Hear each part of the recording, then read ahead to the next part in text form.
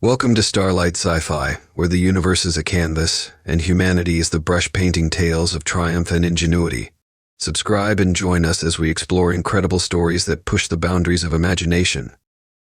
When the Azorax Dominion captured a human engineer, they believed they had secured their dominance over the galaxy. After all, how could a single human pose a threat to their vast empire? But they failed to understand one crucial truth: humans thrive under pressure. What began as their victory would soon become their undoing. Ethan Cole had always understood the risks of being an engineer on the frontier. His mission was supposed to be simple: gather intelligence on the Azorax Dominion's latest advancements, then return to Earth's fleet undetected. Yet the Azorax were not the kind of enemy to leave loose ends. Their patrol ships were faster, their technology superior, and their relentless pursuit left Ethan with no chance to escape. His ship, a small reconnaissance vessel, was barely armed, designed for stealth, not combat.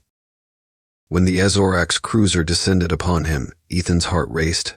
He knew the odds. There was no backup coming, no escape route. In the vast emptiness of space, he was utterly alone. The cruiser disabled his ship with a precise ion blast, locking it in place like a predator pinning its prey. As the magnetic clamps of the Azorax boarding craft latched onto his vessel, Ethan made a fateful decision. Instead of attempting a futile fight, he wiped all Earth-related data from his systems. If they wanted to know Earth's secrets, they'd have to extract them from him directly. The Azorax warriors, hulking figures clad in exoskeletal armor, dragged him aboard their ship. Their reptilian faces were devoid of emotion, their slitted eyes scanning him with cold efficiency. Ethan didn't resist. He knew their interrogation methods were brutal, but resistance would only hasten his demise. If he played his cards right, there was still a chance not just to survive, but to turn the situation to his advantage. The Dominion's flagship, Fornax Wrath, loomed like a leviathan in the void. It was more than a warship, it was a fortress, bristling with advanced weaponry and impenetrable shields. As Ethan was escorted to the ship's interior, he marveled at its construction. The corridors were sleek, the walls lined with pulsating conduits that glowed a faint blue. The ship was a testament to Azorax engineering: precise, efficient, and overwhelmingly powerful.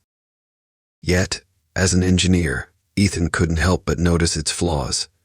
The conduits, while visually striking, were exposed and vulnerable to disruption. The redundancy systems were overcomplicated, creating bottlenecks in critical operations. The Azorax had built a ship designed to intimidate, but in their arrogance, they had overlooked the importance of adaptability. Ethan was thrown into a cold, sterile cell, its walls humming with energy fields to prevent escape. The Dominion officers wasted no time.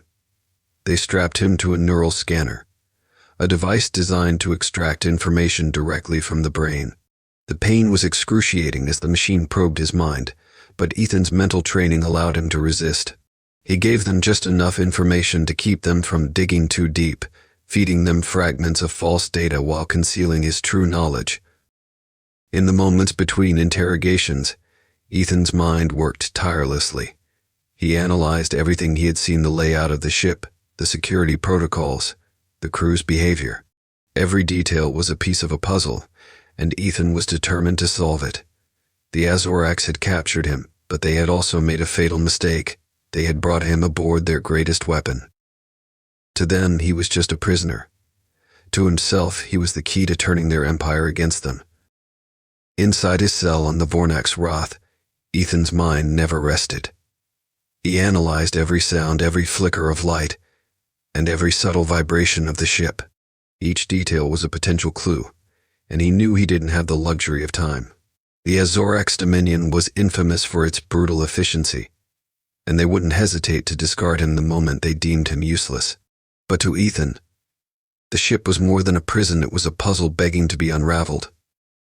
His first breakthrough came during an interrogation.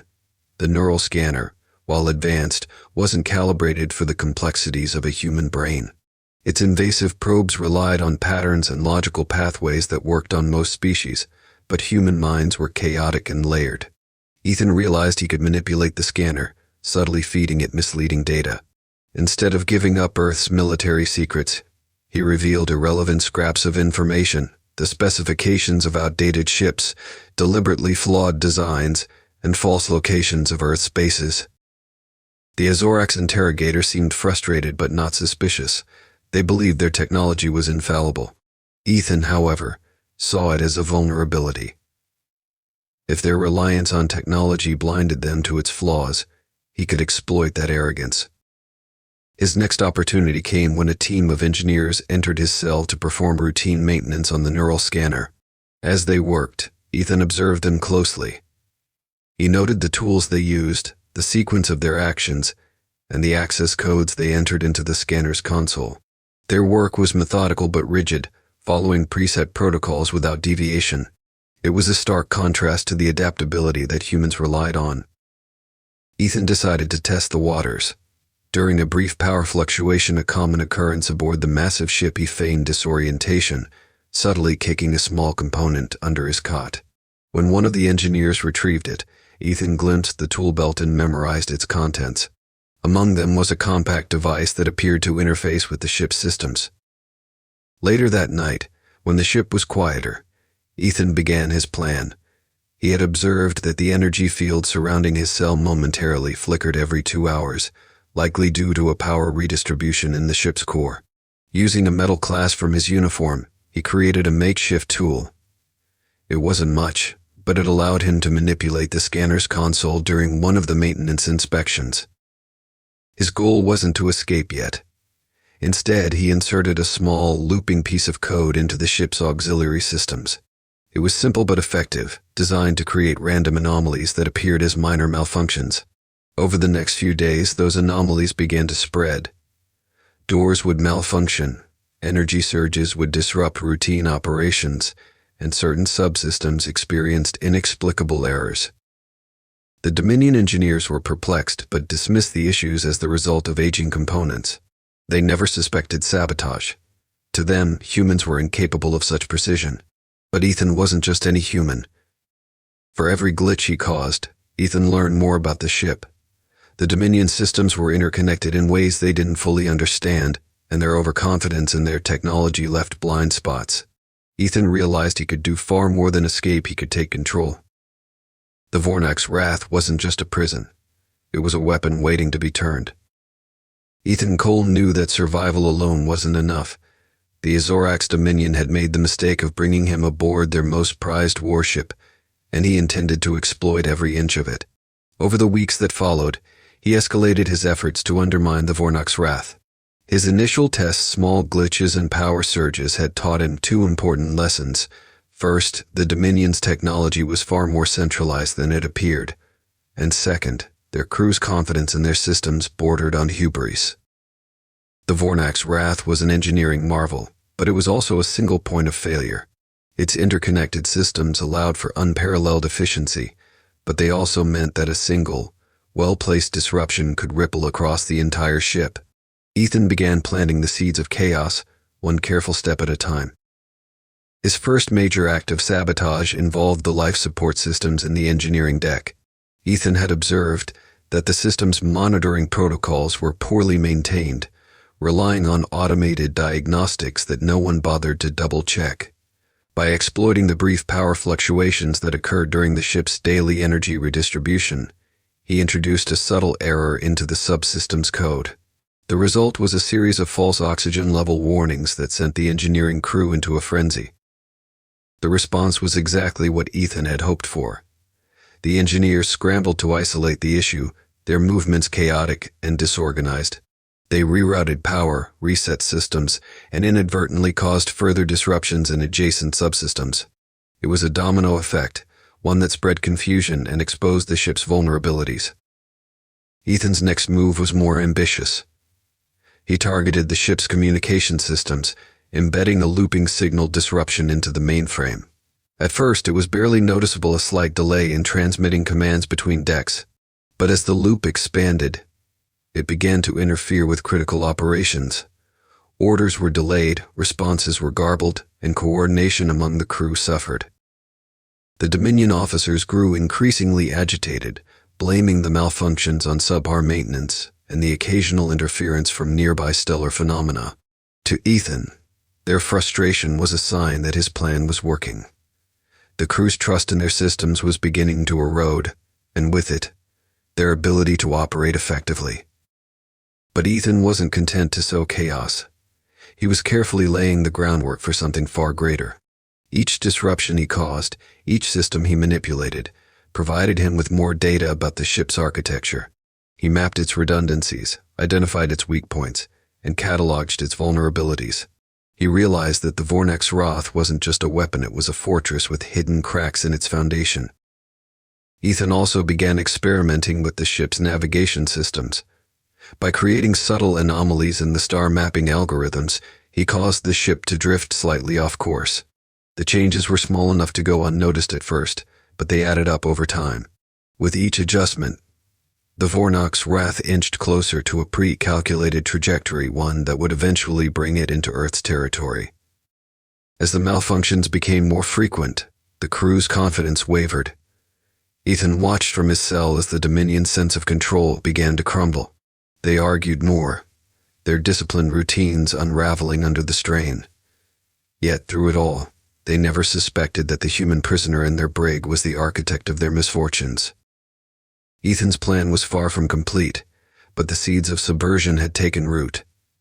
The Vornax Wrath was no longer an unassailable fortress. It was a ship teetering on the edge of collapse, and Ethan was ready to give it the final push. The Vornax Wrath was a symbol of Dominion power, the flagship of a fleet designed to dominate. Its mere presence in a system was enough to inspire fear and submission among lesser species.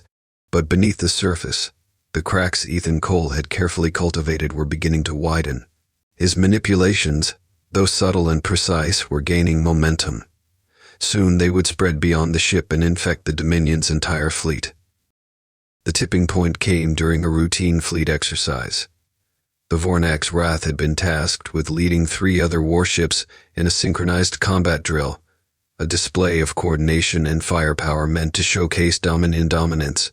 The exercise involved simulated enemy engagements, intricate maneuvers, and the flawless execution of orders. It was the perfect stage for Ethan's plan to escalate. As the exercise began, Ethan triggered a cascade of disruptions he had meticulously prepared. The first sign of trouble was a targeting error in the Vornax Wrath's primary weapons array.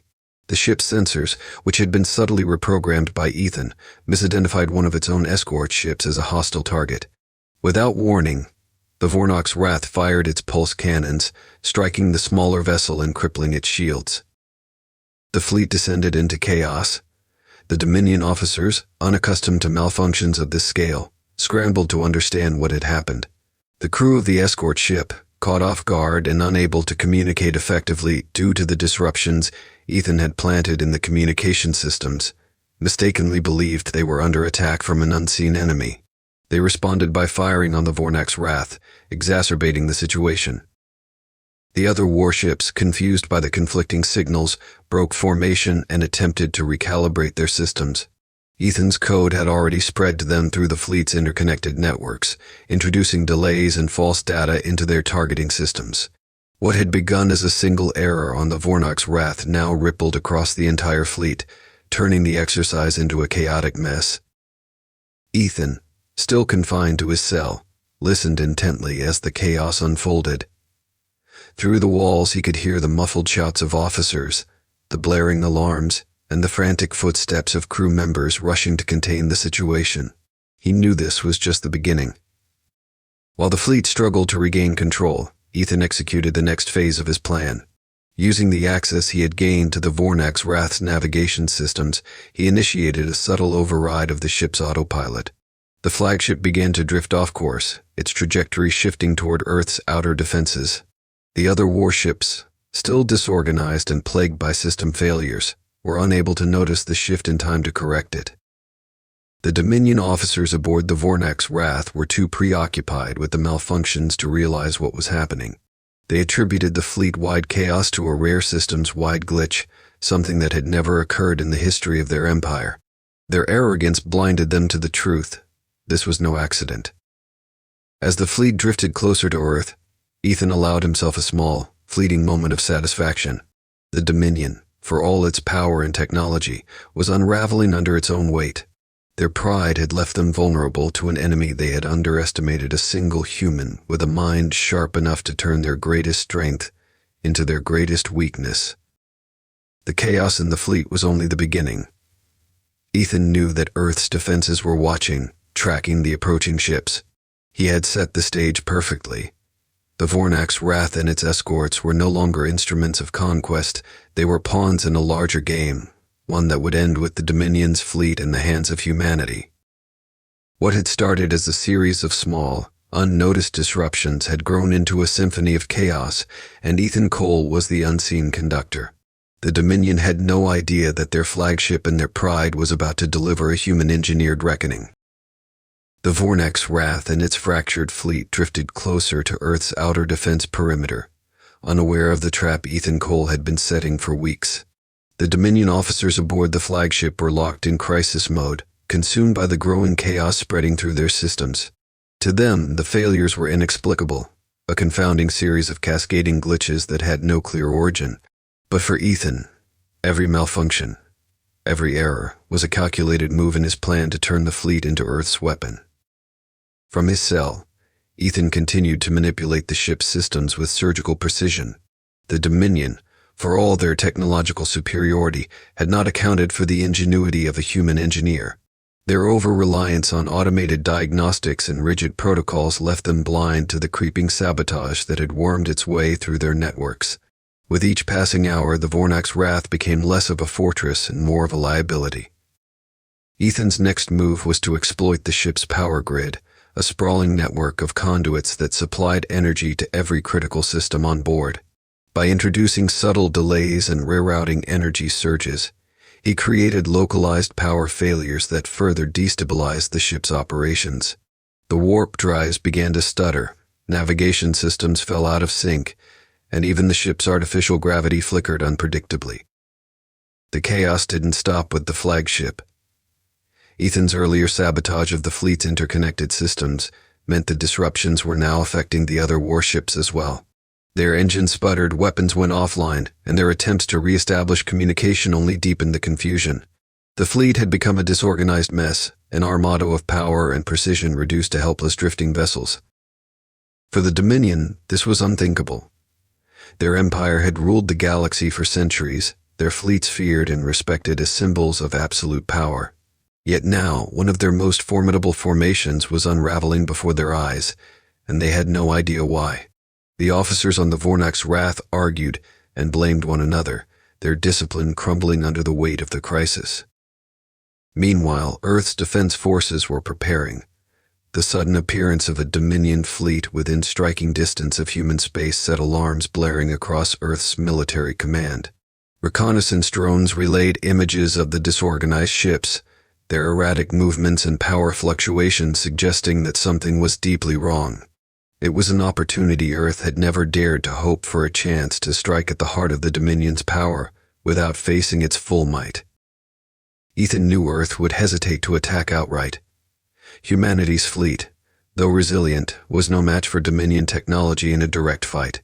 But with the Vornak's wrath and its escorts already crippled, Ethan had created a window of vulnerability. All he needed was for Earth's commanders to realize the advantage they had been handed. As the fleet drifted closer to Earth's defensive perimeter, Ethan made his boldest move yet. Using the ship's compromised communication systems, he sent a coded message to Earth, embedding it within the garbled transmissions of the Dominion fleet. The message was simple but vital. The flagship is vulnerable. Prepare to seize control. Earth's fleet commanders, recognizing the human ingenuity behind the message, scrambled to act. While they prepared their response, Ethan took steps to ensure the Dominion couldn't recover. He triggered a final wave of disruptions, targeting the ship's core systems. Engines failed completely, shields collapsed, and weapons fell silent. The once mighty Vornak's wrath was now a sitting target, its crew helpless against the forces closing in. As the Earth fleet mobilized, Ethan felt a surge of determination. The Dominion had captured a human engineer, but they had underestimated what that meant. The tables were turning, and the galaxy's most powerful empire was about to serve as an unwitting ally to humanity. The Earth fleet emerged from their defensive perimeter with calculated precision, They're smaller, faster ships fanning out in coordinated formations. It was a daring move, but the vulnerability of the Vornak's wrath and its accompanying warships was too great an opportunity to ignore. Reconnaissance data confirmed what Ethan Cole's coded message had suggested. The Dominion's flagship was crippled, its systems locked in chaos, and its fleet was disorganized and faltering. Inside the Vornak's wrath, the Dominion officers were still scrambling to regain control. The ship's command systems were failing one by one, rendering even basic operations impossible. Lights flickered erratically in the corridors, and the once reliable hum of the engines had faded to an unsettling silence. The ship's crew, trained to rely on the Dominion's supposedly flawless technology, was paralyzed by confusion and frustration.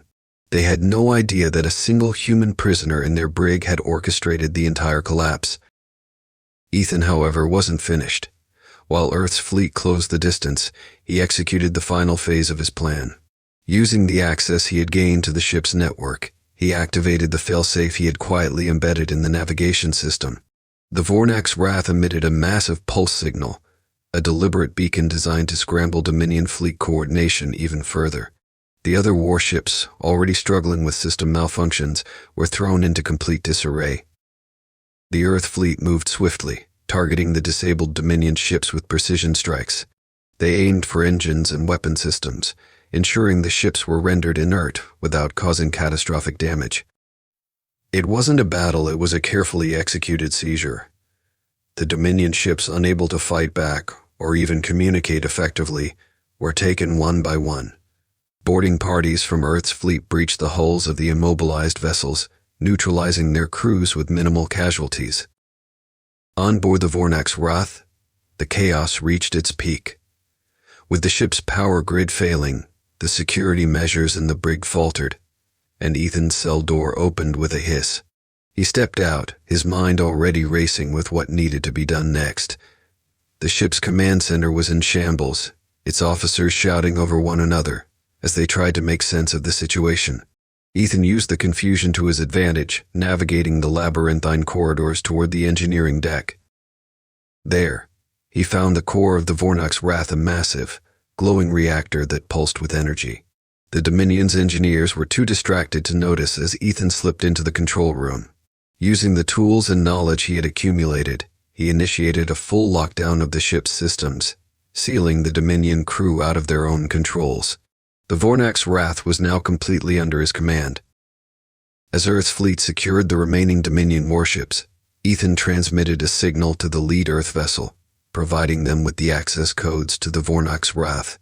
Within minutes, a boarding party arrived, their faces a mix of awe and determination as they realized what had been accomplished. Ethan briefed them on the ship's layout and remaining Dominion resistance, ensuring the takeover would be swift and decisive. For the first time in centuries, a Dominion flagship, the most powerful symbol of their empire, was no longer under their control. Instead, it now served as a weapon of humanity. The sight of the Earth fleet towing the immobilized Dominion ships back toward human space was a declaration to the galaxy. Humanity was no longer a passive player in the cosmic chessboard. Ethan stood on the bridge of the Vornak's wrath, now under Earth's command, as the ship began its journey to Earth. He had turned the Dominion's greatest weapon into a tool for humanity's survival and sent a clear message to their enemies. Underestimating humanity was a grave mistake. But even as the Earth fleet celebrated their triumph, Ethan knew the war was far from over. This was only the beginning of a larger fight, a fight humanity was now ready to face. The Vornak's wrath and its accompanying fleet drifted into Earth's orbit, their Dominion insignias now a bitter reminder of the Empire's arrogance. Earth's fleet surrounded the captured ships, a quiet yet potent display of newfound power. Across the planet, humanity watched in stunned disbelief as the news unfolded. The galaxy's most feared warship, an indomitable symbol of the Azorak's dominion, had been taken. But the question on everyone's mind was the same: how? On board the Vornak's wrath, Ethan Cole surveyed the bridge that he had claimed as his own. The once pristine command center was a shadow of its former glory, its consoles flickering and sparking from the disruptions he had sown. Earth's engineers worked diligently to stabilize the systems, their expressions a mix of awe and determination. They were standing inside a vessel that had once been thought invincible, Now, it was theirs. The significance of the moment wasn't lost on Ethan. He had done what no one thought possible, not by brute force, but by leveraging human ingenuity and exploiting the Dominion's greatest flaw, their arrogance. The Dominion had spent centuries perfecting their technology, but their reliance on rigid systems and protocols left them blind to creative thinking. They had underestimated humanity's adaptability, and that mistake had cost them their fleet. Earth's leaders convened to discuss their next steps. The capture of the Vornak's Wrath and its fleet wasn't just a victory, it was an opportunity. The Dominion would not take this loss lightly, and retaliation was inevitable. But for the first time, humanity had leverage.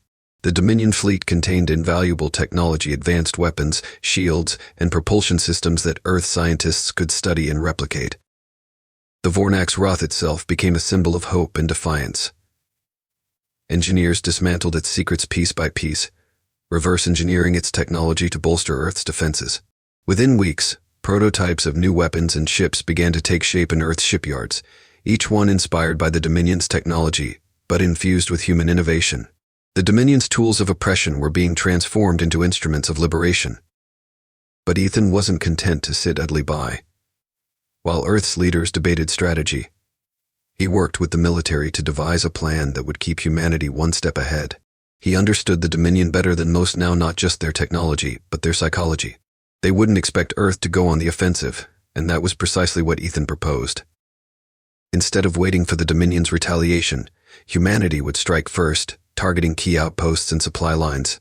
Using the Vornak's Wrath as their flagship, Earth's newly enhanced fleet would deliver a message to the galaxy. Humanity would no longer be subjugated. As preparations began, the Dominion remained silent, their pride forcing them to hide their humiliation. But Ethan knew they were watching. They would be analyzing every move, waiting for a sign of weakness. What they didn't understand was that humanity's greatest strength wasn't its technology or its weapons, it was its resilience. When the time came, Earth's fleet departed, with the Vornak's Wrath leading the charge.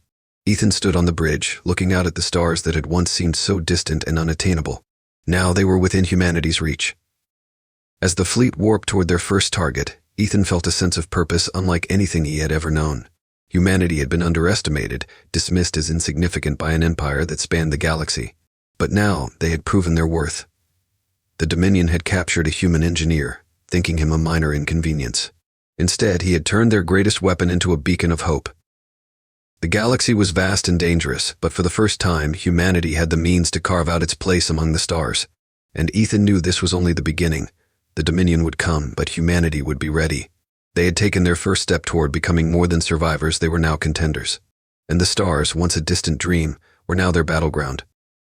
Thank you for joining us on this thrilling journey through the cosmos.